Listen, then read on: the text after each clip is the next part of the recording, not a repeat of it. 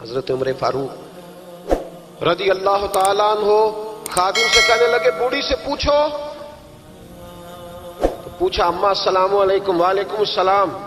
اماں کیا بات ہے؟ تو اماں کہنے لگی جاؤ دوڑو, تمہیں کیوں بتاؤں, دیہات کی سیدھی سادی بی بی, جاؤ بھاگ جاؤ. کہا نہیں اماں مہربانی کرو اندر تو آنے دو. بڑی منت کے بعد اماں مانی. عمر فاروق عام آدمی نہیں جس سے دنیا کامتی ہے. حضرت عمر اندر گئے. اماں کیوں پریشان ہو؟ تو اماں کہنے لگی تمہیں کیوں بتاؤں, میرا اپنا دکھ ہے. چل اماں بتا دے, تیری مہربانی. اماں کہنے لگی میں ایک بیوہ ہوں, بے اولاد ہوں, کوئی میرا سہارا نہیں. مجھے عمر فاروق سے بڑی شکایت ہے. میرے اوپر 25 دینار کا قرضہ چڑھ گیا ہے اور 3 دن ہو گئے میں نے روٹی نہیں کھائی, اور عمر نے میری خبر نہیں لی. حضرت عمر کو پتہ چل گیا لوارث ہے, اس کا کوئی 2 4 10 ہزار ووٹ کوئی نہیں. ایک کو میکے سے 6 مربے نہیں لے کے آئی, ایک اکیلی تنے تنہا. اور بھائی جب اللہ کا خوف ہوتا ہے تو پھر انسان ان غریبوں کو بھی مناتا ہے. پھر ریڑھی والے کی بھی اہمیت بڑھ جاتی ہے, پھر رکشے والے کی قدر بھی بڑھ جاتی ہے. حضرت عمر فاروق رضی اللہ تعالیٰ عنہ کہنے لگے اماں عمر سے شکوہ ہے؟ کہاں؟ جناب عمر کہتے ہیں میں نے ایک جملہ کہا تو اماں نے تو مجھے لاجواب کر دیا. میں نے کہا اماں عمر کو کیا پتا کہ تو بھوکی ہے اور مقروض ہے, اسے کیا خبر؟ تو اماں کہنے لگی کیا کہا تم نے؟ عمر کو خبر نہیں, اسے پتا نہیں؟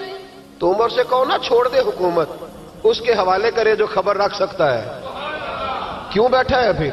ہمارے حکمران کہتے ہیں ابھی میں صدمے میں ہوں, نکلوں گا تو بات کروں گا. نہ ادھر ادھر کی تو بات کر, یہ بتا کہ قافلہ کیوں لٹا.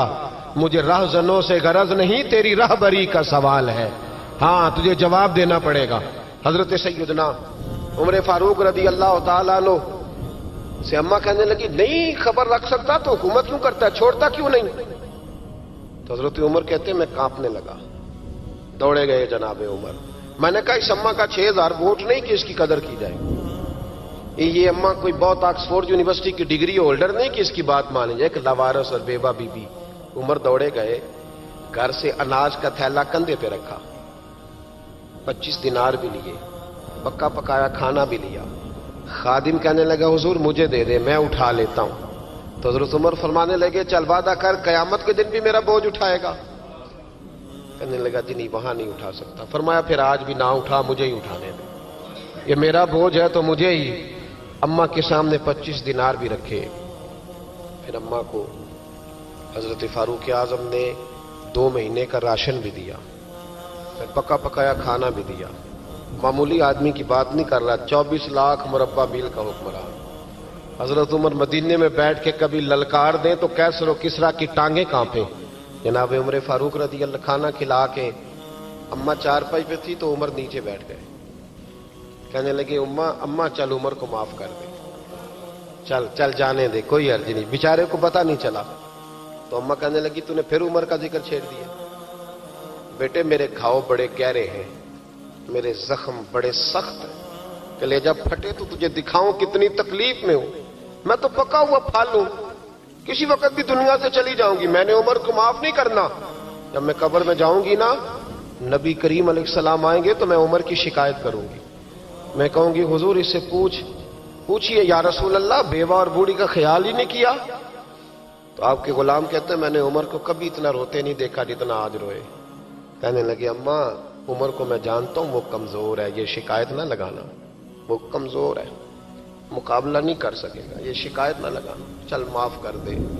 تو اماں کہنے لگی اچھا تو مجھے کچھ اچھا لگتا ہے, جا تیری خاطر عمر کو معاف کیا, تو پیارا لگا ہے, جا معاف کیا, تیری خاطر معاف کیا, تیری خاطر عمر کو معاف کیا.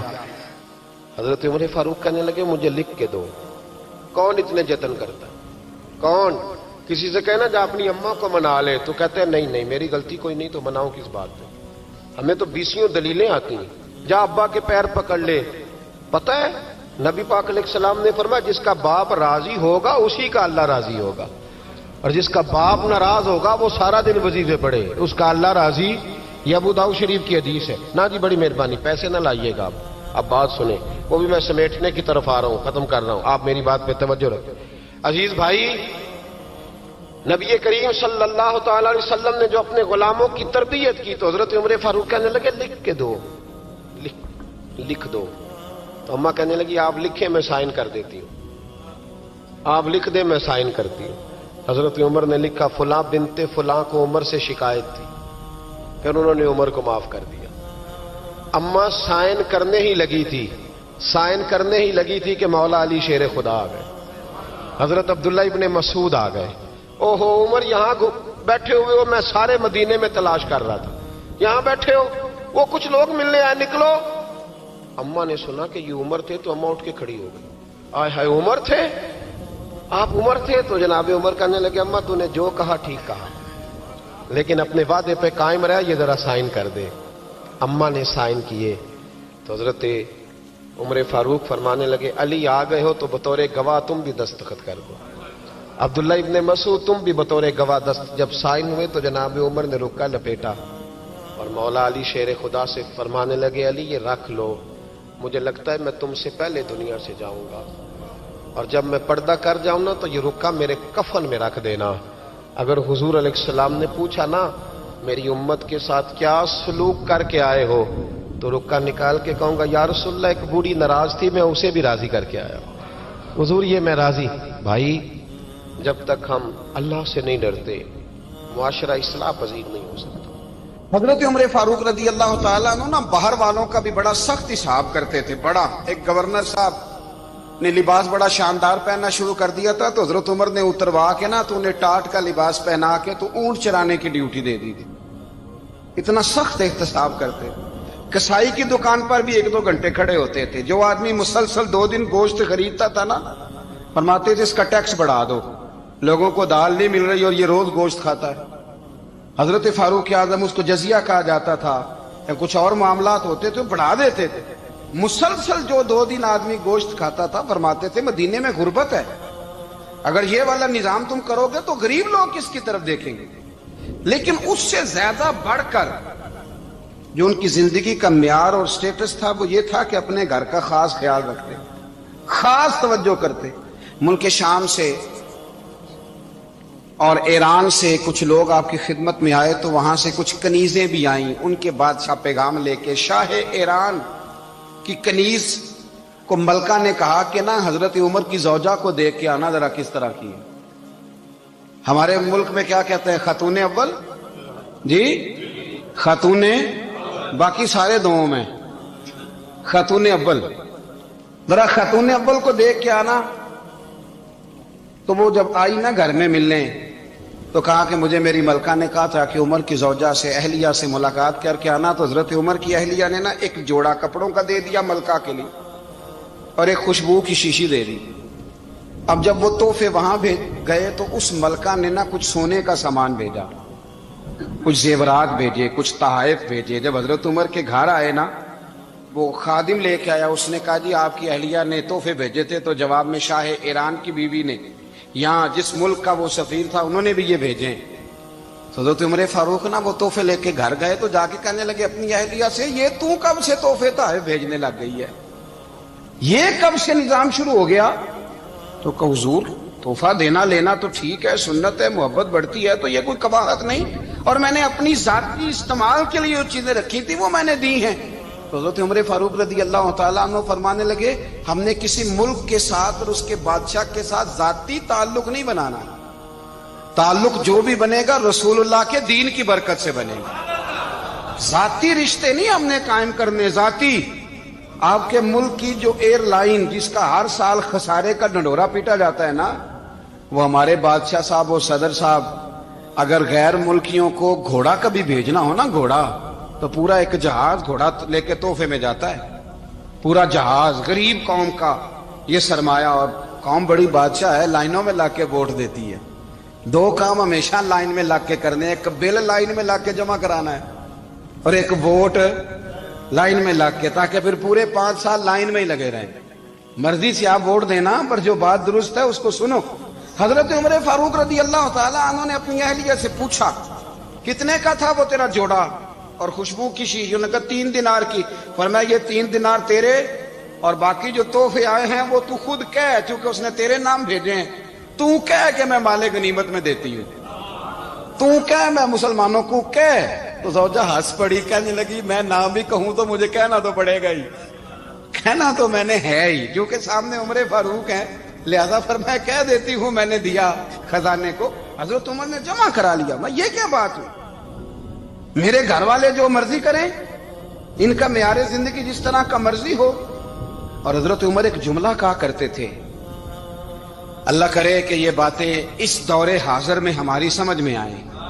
حضرت عمر فاروق رضی اللہ تعالیٰ عنہ اپنے بچوں کو فرمایا کرتے تھے کہ بہت آدمی کو بھوک لگی ہو نا، اور پھر اس کی پسند کا کھانا پکا ہو تو اتنے شوق سے وہ اس کھانے کو دیکھتا ہے نا، فرمایا اس طرح پوری قوم اپنے بادشاہوں کے خاندان کو دیکھتی ہے، اس تیزی کے ساتھ دیکھتے ہیں کہ ان کے گھر میں کیا ہو رہا ہے، ان کا معیار زندگی کیا ہے، ان کا سٹیٹس کیا ہے۔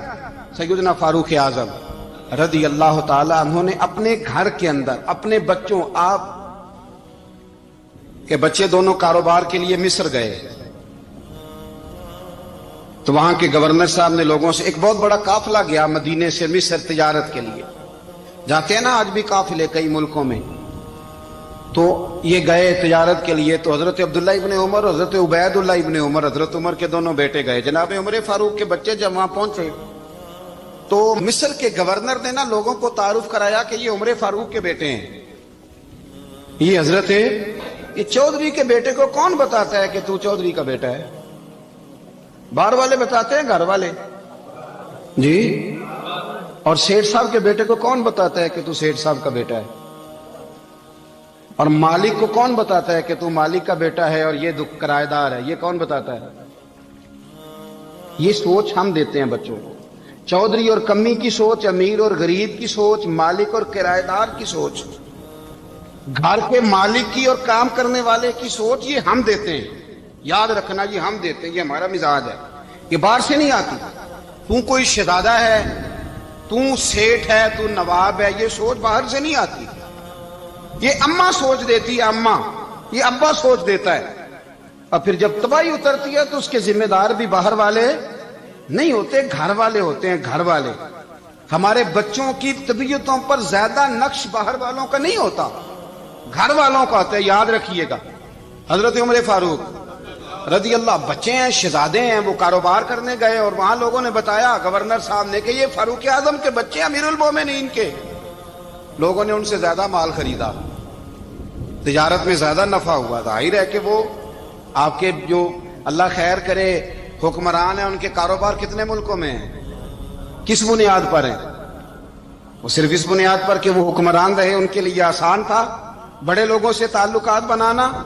حضرت عمر فاروق رضی اللہ تعالیٰ عنہ کے بچے ڈھیروں مال کما کے جب واپس آئے نا، تو حضرت عمر سے آ کے بچوں نے بطور محبت کا، ابا جی اللہ نے بڑا ہی فضل کیا ہے، بڑا مال کمایا الحمدللہ، یہ دیکھیں کتنا نوازا ہے۔ تو حضرت عمر کہنے لگے سارے قافلے نے اتنا ہی کمایا ہے؟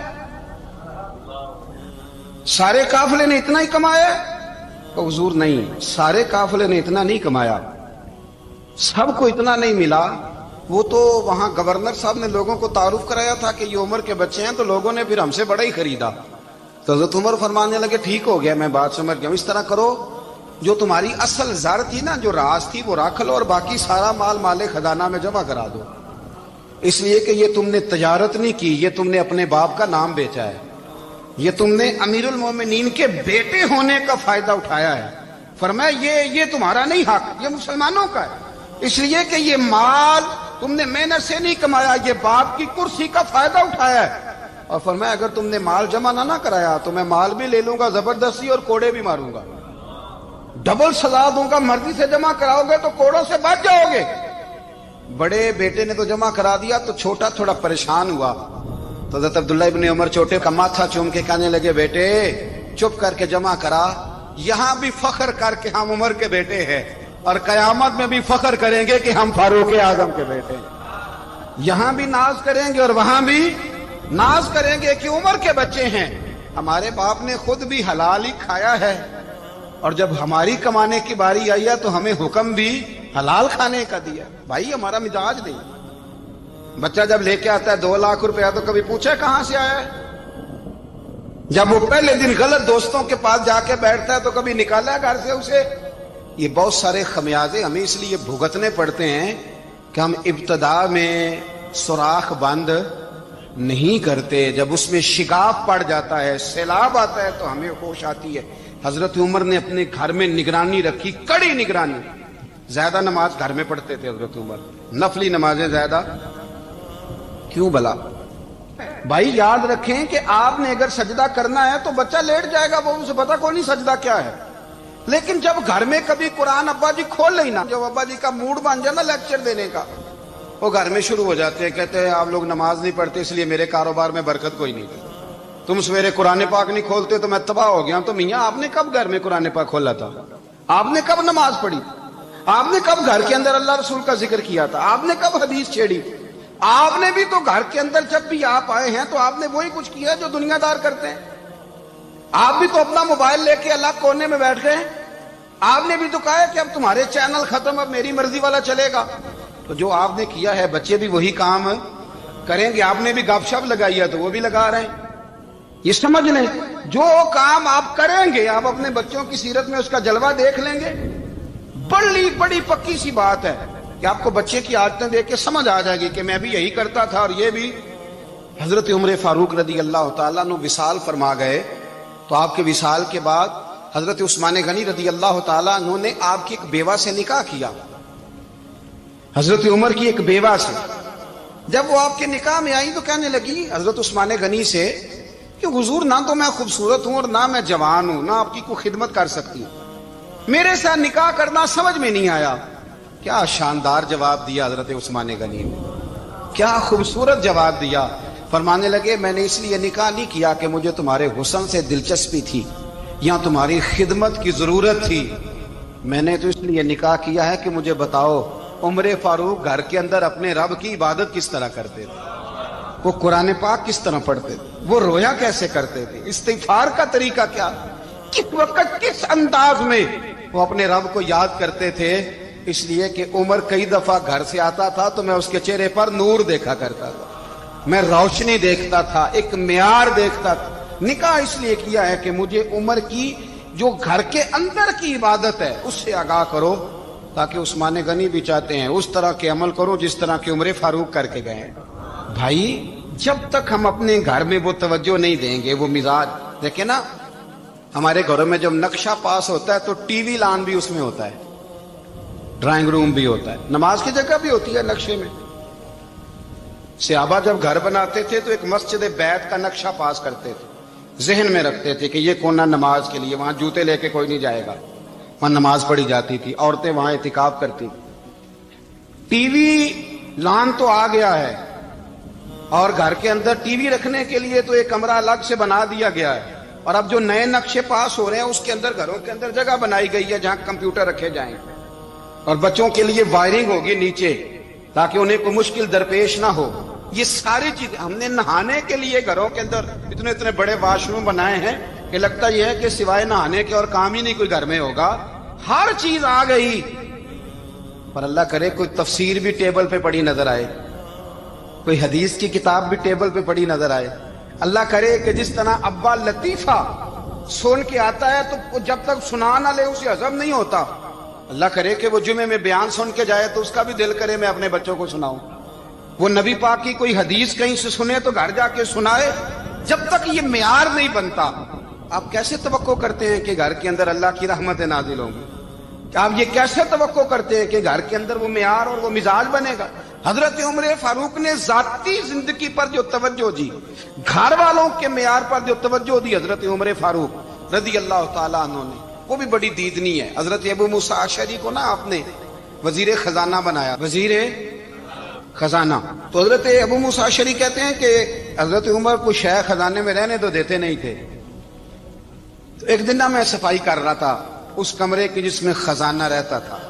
ہمارے تو ملک میں جو جاتا ہے وہ صفائی کر کے ہی جاتا ہے، اللہ خیر کرے۔ اور خیر معیار بدلتا ہے، جو پچھلی حکومت ہوتی ہے وہ قرضہ اٹھاتی ہے، وہ باہر سے جاتی ہے تو قرضہ لے کے آتی، اور جو نہیں آتی ہے وہ کہتی ہے ہمیں پیکج مل گیا ہے، وہ قرضہ نہیں اٹھاتے۔ ان کو کیا ملتا ہے؟ یعنی پچھلی نے قرضہ لیا تھا اور ہم نے، واہ جی واہ کیا خوبصورت انداز ہے، اس کا نام بدل کے نا، انہوں نے قرضہ لیا تھا اور ہم نے، میں کہا بڑے شاندار سیانے بندے ہو گئی۔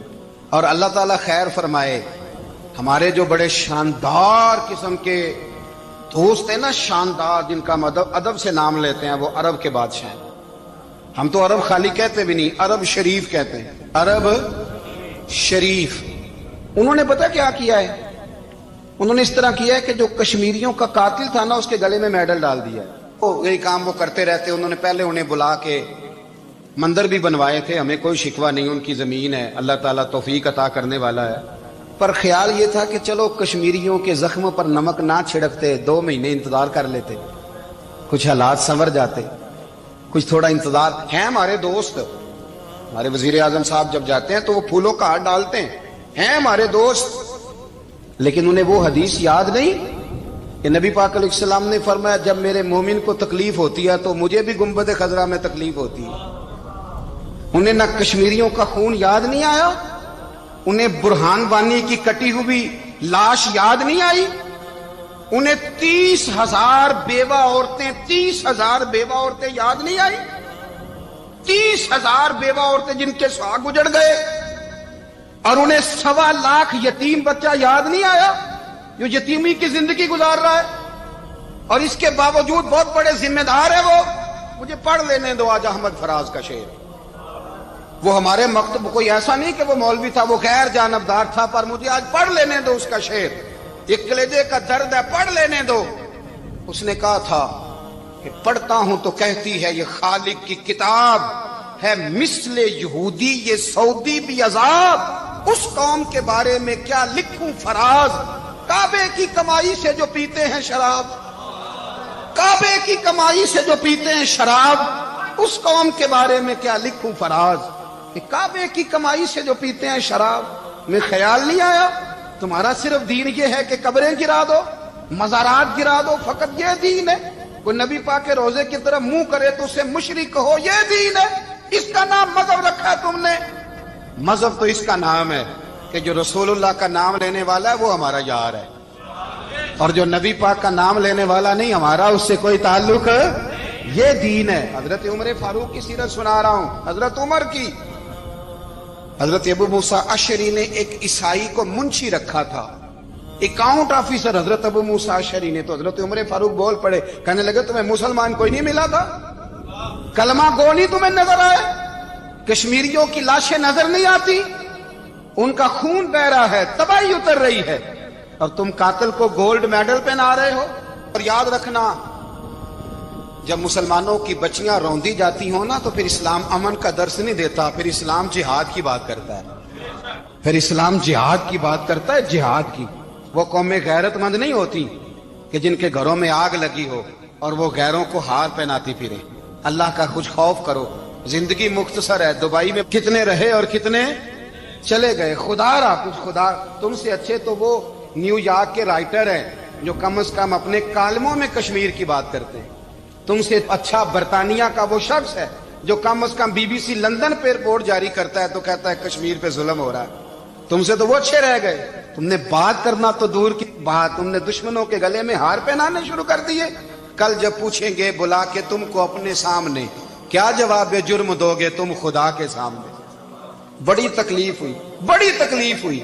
وہ نا منصور حلاج کو پھانسی دی جا رہی تھی تو حضرت جنید بغدادی بھی آ کے دیکھنے لگے، تو منصور حلاج کہنے لگے بابا سارا زمانہ دیکھے پر تو نہ دیکھ، سارا زمانہ تماشا دیکھے انہیں تو پتا کوئی نہیں نا، تو نہ دیکھ۔ عرب شریف والو، ٹرمپ اسے انعام دیتا تو تکلیف کوئی نہیں تھی، ملکہ وکٹوریا اسے انعام دیتی تو تکلیف کوئی نہیں تھی، پر تم تو نہ ایسا کرتے، تم تو اپنے تھے، تم تو کلمہ گو تھے، تم تو یہ ظلم نہ کرتے، تم تو یہ حرکت نہ کرتے، میں کہتا ہوں ٹھہر ہی جاتے، جانا نہیں دنیا سے، اللہ کے حضور حاضر نہیں ہونا۔ جب رسول اللہ قبر میں آئیں گے تو کیا جواب دو گے؟ خدا را، حضور نے فرمایا تھا گناہ روک نہیں سکتے تو دل میں ہی برا جان لو، ذالک اضعف الایمان، یہ کمزور ایمان ہے، کم از کم اتنی حد تک تو آ جاؤ، دشمن سے گلے تو نہ ملو۔ خدا را سمجھے، ہمارا پہلا تعارف یہ ہے کہ ہم رسول اللہ کے غلام ہیں۔ اقبال نے کہا تھا وطن کا بت نہ بنانا، وطن کو بت نہ بنانا۔ اقبال کہنے لگے ان تازہ خداؤں میں بڑا سب سے وطن ہے، جو پیرہن اس کا ہے وہ مذہب کا کفن ہے، اس لیے کہ بازو تیرا توحید کی قوت سے قوی ہے۔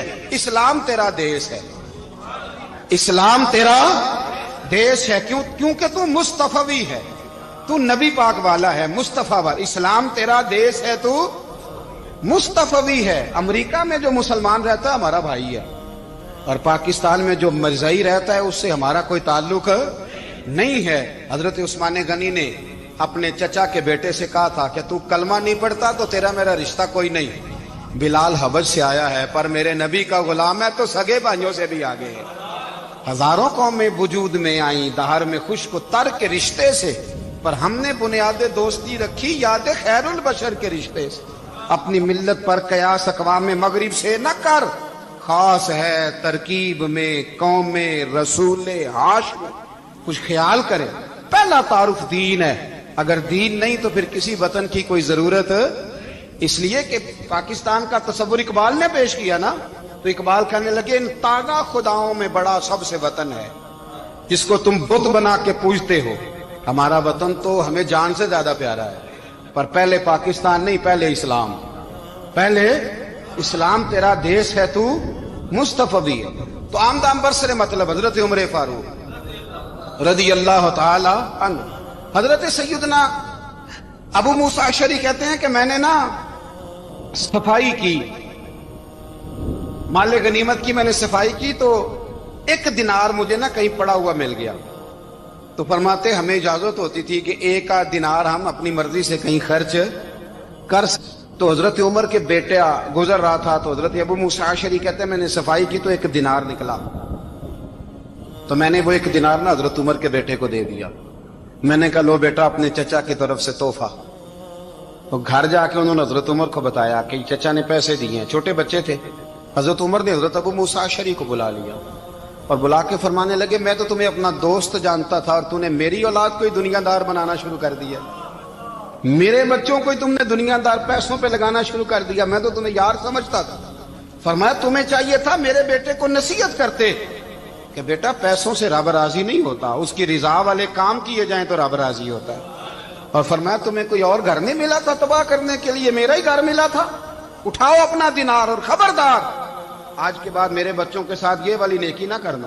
اور ہمارا کیا سٹیٹس ہے، دوستی ہے یہ اس سے جو تحفے زیادہ دے، جو بچوں کو خراب کرنے میں مدد زیادہ کرے اس کے ساتھ گرانا۔ حضرت عمر نے گھر پہ اور سب سے بڑھ کر اپنی ذات پہ توجہ کی۔ حضرت ابو مالک رضی اللہ تعالیٰ عنہ کہتے ہیں میں عمر کے پیچھے پیچھے ایک باغ میں گیا، اکثر اس باغ میں جایا کرتے تھے، اور عمر جا کے نا تو درخت کے نیچے بیٹھ گئے اور فرمانے لگے او امیر المومنین اللہ سے ڈر جا، ورنہ جس رب نے حکومت دی ہے وہ عذاب بھی بڑا دے گا، ڈر جا رب سے۔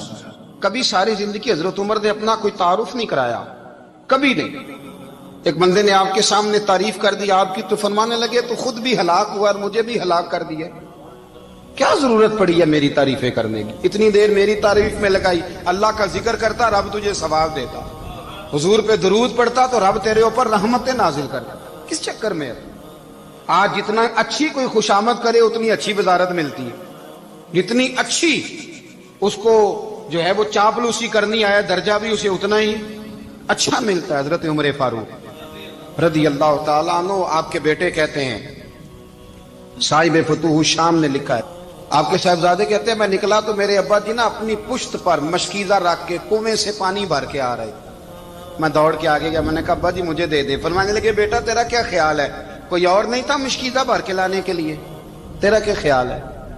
کہا ابا جی بڑے لوگ تھے پر آپ کیوں اٹھا رہے ہیں؟ فرمانے لگے نفس نا ذرا میرا بڑا ہو گیا تھا، اسے ذرا ذلیل کر رہا ہوں، ذرا اپنا محاسبہ کر رہا ہوں، یہ مجھے کہہ رہا تھا تو بڑی چیز ہے، تو میں نا ابھی مشکیزہ گھر رکھ کے آؤں گا، پھر تیری ماں نے مجھے کہا ہے کہ گھر میں لکڑیاں کوئی نہیں جلانے کے لیے، پھر میں جنگل سے لکڑیاں کاٹ کے لاؤں گا۔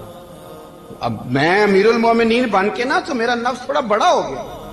اب یقین کریں ہمارا ہاضمہ خراب ہو جاتا ہے جب تک ہمارا تعارف صحیح نہ ہو، ہمارا تعارف ٹھیک نہ ہو، میں یہ ہوتا ہوں میں وہ ہوتا ہوں، چھوڑ مٹی دیں تے مٹی رہنا ہی، مٹی دیں تے مٹی دیں تے مٹی رہنا ہی، ایویں کادی بلے بلے اج مٹی دے اتے بندیا تے کل مٹی دے تھلے، مٹی دیں تے मिट्टी रहने कादी बल्ले, मुझे पूछ लो, मुझे जान लो, मेरा नाम ले लो, मैं भी आया हूं, मैं भी होता हूं, मेरा भी ये तज़किरा है। मैं बदकार पुराना खादम, किसे दर मिली न ढोई, ये ते वासफ यार ने नजर जो की थी ते वासफ वासफ ही हुई। ये तो बड़ी बात की बात है, तो बात की बात है साहब, वरना मन नानम के मन नानम, जो हम हैं उसका हमें पता तो है ना भाई। कभी भी ये जो जात का चक्कर है ना, मैं भी हूं, मुझे भी, ओ भाई याद रखो मैं कौन हूं। ये जो नाम नमूद और ये ख्वाहिशें और ये जो वकार, ये तो कमजोर लोगों का तरीका है। जिसको अपना तारुफ कराना पड़ गया, उससे भी ज्यादा कमजोर कोई है। फोटो में दिखाता फिरता है फलाने के साथ फोटो, फलाने, तो कमजोर बंदे ये काम कर। हजरत उमर फारूक, अल्लाह अकबर, हजरत उमर जैसा बंदा, 24 लाख मुरब्बा मील का हुक्मरान, और शाह रूम को खत लिख के कहता है मैं मिन्नत नहीं करता, मैं हुक्म देता हूं। ना तगड़ा बंदा। जंगे कादसिया के लिए हजरत साद बिन नबी वकास को भेजा, फतुह शाम पढ़ के देखें। हजरत उमर बड़े परेशान हैं, इतने दिन हो गए कोई रिपोर्ट ही नहीं आई। अब तो मोबाइल है ना, तो एक एक मिनट की रिपोर्ट लें आप, बल्कि आप एक मिनट की फोटो लें आप, रिपोर्ट तो दूर रह गई। हजरत उमर फारूक रदी अल्लाह ताला अन्हु बड़े परेशान है कि कादसिया में हजरत साद बिन नबी वकास के साथ लोग जिहाद करने गए, रिपोर्ट कोई नहीं आ रही। इतने परेशान थे कि बाहर निकल के ना उस रास्ते पे बैठ जाते जो रास्ता कादसिया की तरफ से आता था। उस जो भी आता जाता पूछते जंग के क्या हालात हैं। उधर जब अल्लाह ने फतह दे दी ना, तो हजरत साद बिन नबी वकास रदी अल्लाह ताला अन्हु ने ना एक कासिद को खत दे के भेजा, कहने लगे उमर के पास जाओ, उन्हें इत्तला दो कि अल्हम्दुलिल्लाह अल्लाह ने इस्लाम को फतह अता कर दी। ये हजरत उमर को जाके देना, वो बड़े परेशान होंगे। वो जो उस जमाने में इस तरह होता था कि कई दूर दूर से सहाबा जो दूसरे शहरों के मुल्कों के रहने वाले होते थे, वो भी आके शामिल हो जाते थे जिहाद में। कोई एक दफा मदीने आया, कोई 2 दफा आया, फिर अपने अपने इलाकों में। बहुत सारे लोगों ने ज्यादा दफा हजरत उमर को देखा भी नहीं था। वो जो कासद खत लेके आया था ना, उसने एक आध दफा देखा था, हजरत उमर बूढ़े हो गए, वो पहचानता नहीं था। मेरी बात की समझ आ रही है आप हजरात? उधर से वो खत लेके आ गया। हजरत उमर मदीने से बाहर निकल के उस रोड पे बैठे थे जो कादसिया से आता था। जब उस आदमी को आते देखा तो हजरत उमर उठ के खड़े हो गए, फरमाने लगे कादसिया से आ रहे हो? वो क्या कहता है, फटे पुराने कपड़े, टूटे हुए जूते, सर पे पुरानी पगड़ी। कहने लगे गुलाम मदीने के रहने वाले हो? हजरत उमर कहने लगे हाँ मदीने का हूं। कहा मैं कादसिया से आया हूं, अल्हम्दुलिल्लाह अल्लाह ने इस्लाम को फतह दे दी है, अल्हम्दुलिल्लाह कुफर की कमर टूट गई है। उसने ये बात करके तो घोड़े को एड़ी लगाई, घोड़ा दौड़ने लगा मदीने के। हजरत उमर भी साथ साथ दौड़ रहे हैं। फरमाने लगे अच्छा बताओ खालिद बिन वलीद का क्या हाल है? थोड़ा आगे जाके फरमाने लगे उसामा बिन जैद कैसे है? वो कहते ठीक है। फिर उसने और घोड़ा, उमर साथ साथ दौड़ रहे हैं, साथ साथ। 24 लाख मुरब्बा मील का हुक्मरान, एक जूता पैर से निकल गया, उमर दौड़ रहे हैं। आगे जाके पूछते हैं साद बिन नबी वकास का क्या हाल है?